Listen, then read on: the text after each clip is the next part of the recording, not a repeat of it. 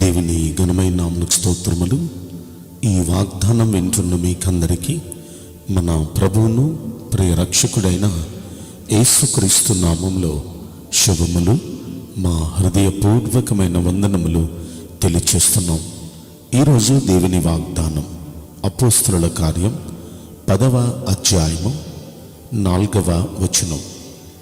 నీ ప్రార్థనలు, నీ ధర్మకార్యములు దేవుని సన్నిధికి జ్ఞాపకార్థముగా చేరినవి. ఈ మంచి వాగ్దానం మన మంచి దేవుడు మనందరి వినికిడిలో నెరవేర్చునుగాక. ఆమేన్. ప్రియ దైవ జనాంగమా, అనేక సార్లు మన ప్రార్థనలు ఏమైపోతున్నాయి, నేను చేసే మంచి కార్యాలు ఏమైపోతున్నాయి, ధర్మకార్యాలు ఏమైపోతున్నాయి అని మీలో అనేకులు అనేక సార్లు అనుకున్నారేమో.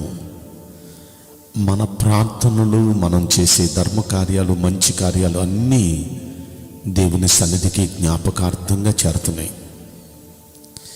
ఒక రోజు మన కోసం దేవుడు సంకల్పించిన రోజు ఉంది. ఆ రోజున తప్పక మన ప్రార్థనలన్నిటికీ జవాబు వస్తుంది. ఒక్క ప్రార్థన కూడా వ్యర్థం కాదు. మన పూర్వీకులైన భక్తులు చేసిన ప్రతి ప్రార్థనలకు జవాబునిచ్చాడు ఆయన. మన దేవుని పేరే ప్రార్థనలు ఆలకించువాడు. ఆయన మన ప్రార్థనలు ఆలకిస్తున్నారు. వాటిని జ్ఞాపకార్థంగా ఆయన దగ్గర ఉంచుకున్నారు. ప్రతి ప్రార్థన, ఒక్క ప్రార్థన కూడా జవాబు ఇవ్వకుండా ఆయన మానరు. కనుక మీరు జ్ఞాపకం ఉంచుకోండి, మీరు చేసే ప్రార్థనలు వ్యర్థంగా పోవట్లేదు. మీరు చేసే ప్రార్థనలన్నిటికీ జవాబిస్తారు ఆయన. బైబిల్ గ్రంథాన్ని మనం పరిశీలిస్తే దావీదు భక్తుడు దేవునికి ఈ పేరు పెట్టుకున్నారు. అదేంటంటే, ప్రార్థనలు ఆలకించువాడా, సర్వ శరీరులు నీ యొద్దకు వచ్చేదరు అని. అంటే ఆయన ప్రార్థనలు ఆలకించేవాడు. ఎన్నోసార్లు దావీదుకు వచ్చిన కష్టాల్లో, ప్రమాద పరిస్థితుల్లో, భయంకరమైన మరణాపాయ పరిస్థితుల్లో అతడు చేసిన ప్రతి ప్రార్థనకు దేవుడు జవాబిస్తూ ఎప్పటికప్పుడు భయంకరమైన పరిస్థితుల నుండి ఆయన తప్పిస్తూ వచ్చారు కదా. నిజంగా ఆయన ప్రార్థనలన్నిటికీ జవాబిచ్చారు. ఆయన శ్రమలన్నిటి నుండి దేవుడు ఆయన తప్పించారు. ఒకంత మనం ఆలోచిస్తే దావీదు మాత్రమే కాదు, బైబిల్ గ్రంథంలో ఎందరో భక్తులు. ఏలియా ప్రార్థించాడు, వర్షాన్ని ఆపాడు 3.5 సంవత్సరాలు. అతడు మరలా ప్రార్థిస్తే మరలా ఆకాశం వర్షం ఇచ్చింది, భూమి తన ఫలం ఇచ్చింది. అలాగే యెహోషువ ప్రార్థించాడు, సూర్యుని చంద్రుని ఒక నాడెలన్నీ నిలిపివేశారు, యోర్దాను నదిని ఎకరాశిగా నిలిపివేశారు. ఇలా ఒకటి కాదు, ఎన్నో అద్భుతాలు బైబిల్ గ్రంథంలో భక్తులు అందరూ చేసిన ప్రార్థనలు ఆలకించారు. ఈ రోజున ప్రియ దైవ జనాంగమా, మీ ప్రార్థనలన్నిటినీ కూడా దేవుడు ఆలకిస్తున్నారు. అన్ని ప్రార్థనలు ఆయన దగ్గరికి చేరిని జ్ఞాపకార్థంగా మీరు చేసే మంచి కార్యాలు, మీరు చేసే ప్రార్థనలు అన్నీ ఆయన దగ్గర ఉన్నాయి. వాటన్నిటికీ తప్పక ప్రతిఫలం ఇస్తాడు. మనం ఒక మామిడి చెట్టు విత్తామనుకోండి, ఆ మామిడి గింజ మనం విత్తినప్పుడు దాని ఫలం మనం కోయాలంటే ఓపికతో మనం కాస్త ఎదురు చూడాలి. ఆ ఫలం కోసే ఆ రోజు వస్తుంది. అప్పుడు ఒక్క ఫలం కాదు, 100 ఫలాలు కోస్తాం. ఒక్కసారి కాదు, ప్రతి సంవత్సరం కోస్తాం. 100 విత్తినప్పుడు ఒక్కటే విత్తాం, కానీ కోసేటప్పుడు 100 కోస్తాం. అలా ప్రతి సంవత్సరం కోస్తాం. ఇది ఎంత నిజమో. ఒక్క మామిడి చెట్టే కాదు, ఏ చెట్టైనా సరే విత్తేటప్పుడు ఒక్కటే విత్తుతాం, కోసేటప్పుడు 100 కోస్తాం. అలాగే మన ప్రార్థనలు విత్తాం మనం, వాటన్నిటికీ ఫలం కోస్తాం తప్పక. ఎందుకంటే మన దేవుడు ప్రతి ప్రార్థనకు జవాబిచ్చే దేవుడు. అసలు మనం దేవుడి దగ్గరికి వచ్చేటప్పుడు ఎలా రావాలి అంటే, హెబ్రీయులకు రాసిన పత్రిక 11వ అధ్యాయం 6వ వచనంలో, దేవుని యొద్దకు వచ్చువారు ఆయన ఉన్నాడు అనియు, తన్ను వెతుకు వారికి ఫలము దయచేయవడనియు నమ్మవలెను కదా. నమ్మకంతో ప్రార్థన చేయాలి. ఈయన ఉన్న దేవుడు, ఆయన దగ్గర కోరిన ప్రతి ప్రార్థనకు ఫలం ఇచ్చే దేవుడు అని నమ్మాలి. అలాంటి నమ్మికతో మనం ప్రార్థిస్తే ప్రతి ప్రార్థనకు ఆయన జవాబిస్తాడు.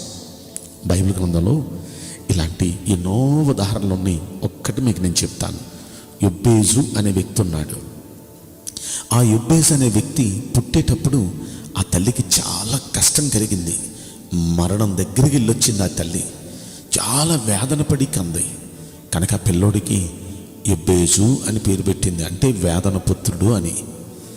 పెరిగి పెత్తోడైనప్పుడు ఆ పేరు సార్థకం అయిపోయింది అతనికి. నిజంగానే తన జీవితం వేదనలో వేదనలో వేదనలే. ఎటు చూచినా తనకు మంచి లేదు.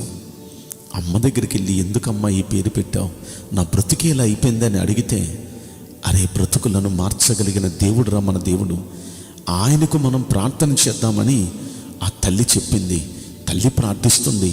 యొబ్బేజు మనవి చేస్తున్నాడు దేవుని పాదాల దగ్గర, అయ్యా నా ప్రార్థన ఆలకించు, నా సరిహద్దులు విశాలపరచు, నీ చేయి నాకు తోడుగా ఉంచు, దయచేసి కీడు రాకుండా దాని నుండి నన్ను తప్పించు, నిశ్చయంగా నన్ను ఆశీర్వదించు. యొబ్బేజు చేసిన ప్రార్థన దేవుడు ఆలకించాడు. యొబ్బేజు మనవి చేసిన దానిని యొబ్బేజుకు దేవుడు దయచేశాడు. ప్రియ దైవ జనాంగమా, అలనాడు యొబ్బేజు అందరికంటే హీనుడిగా ఉన్నాడు, తన సహోదరులందరికంటే. కానీ బైబిల్ గ్రంథంలో అక్కడే రాయబడి ఉంది, అతని సహోదరులందరికంటే ఘనము పొందినవాడాయను. ఎక్కడ హీనుడిగా ఉన్నాడో అక్కడే దేవుడు ఘనపరిచాడు, ప్రార్థనలు ఆలకించాడు. ప్రియ దైవ జనాంగమా, మీ ప్రార్థనలన్నీ దేవుడు ఆలకిస్తున్నాడు. ఎక్కడ హీనమైన పరిస్థితుల్లో మీరు ఉన్నారో అక్కడే ఘనస్థితికి మిమ్మల్ని లేవనెత్తబోతున్నాడు. ఎక్కడ మీరు బాధపడుతూ కృంగి ఉన్నారో అక్కడి నుండి దేవుడు మిమ్మల్ని లేవనెత్తబోతున్నాడు.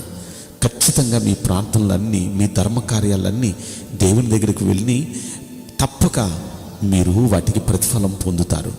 ఇక్కడ కొర్నేలికి దేవదూతను పంపించి దేవదూత ద్వారా ఈ మాట చెప్పిస్తున్నాడు. కొర్నేలి, నీ ప్రార్థనలన్నీ దేవుని దగ్గరికి వెళ్ళి, నీ ధర్మకార్యాలన్నీ దేవుని దగ్గరికి వెళ్ళి అన్నిటికీ ప్రతిఫలం ఆయన ఇస్తాడు అని. ఈ రోజున మీరు చేసే ప్రతి మంచి కార్యానికి మీరు మంచి ప్రతిఫలం చూడబోతున్నారు. అలాగే మీరు చేసే ప్రార్థనలన్నిటికీ మీరు జవాబు చూడబోతున్నారు. విశ్వాసంతో నమ్మండి. దేవుడు తప్పక మీ ప్రార్థనలకు జవాబిచ్చి మీ నోటి నిండా నవ్వించునుగాక. మీరున్న క్లిష్ట పరిస్థితి నుండి, కష్ట సమయం నుండి మిమ్మల్ని విడిపించి మీ పరిస్థితులన్నిటినీ దేవుడు చక్కదిద్దునుగాక. ఆమేన్. నేను మీకోసం ప్రార్థన చేయబోతున్నాను. పరిశుద్ధుడా, ప్రేమలేశ్వరాజా, మీ పరిశుద్ధ బంగారు పవిత్రమైన నామమునకు నిండు మనసుతో కోట్ల కొలదిగా స్తుతులు స్తోత్రములు వందనాలు చెల్లిస్తున్నాం. అయ్యా, ఈరోజు ఎందరైతే ఈ వాగ్దానం వింటున్నారో వారి ప్రార్థనలన్నీ మీ చెంతకు చేరిని, వారు చేసిన ధర్మకార్యాలన్నిటికీ కూడా మీ సన్నిధికి చేరిని, అన్నిటికీ మీరు జవాబు ఇవ్వబోతున్నారు. నిశ్చయంగా ప్రతి వ్యక్తికి వారు కోరిన ప్రతిఫలం మీరు అనుగ్రహించి తృప్తిపరచండి. గొప్ప సమాధానం, నెమ్మది ప్రతి జీవితానికి మీరు అనుగ్రహించి ఆశీర్వదించమని ఈ కొద్ది మనవులు నజరుడైన యేసుక్రీస్తు ప్రశస్తమైన నామములో మిక్కిలి వినయముతో ప్రార్థించి బ్రతిమలాడి వేడుకుంటున్నాం ప్రియ పరలోకపు తండ్రి. Amen. May God bless you all. Thank you.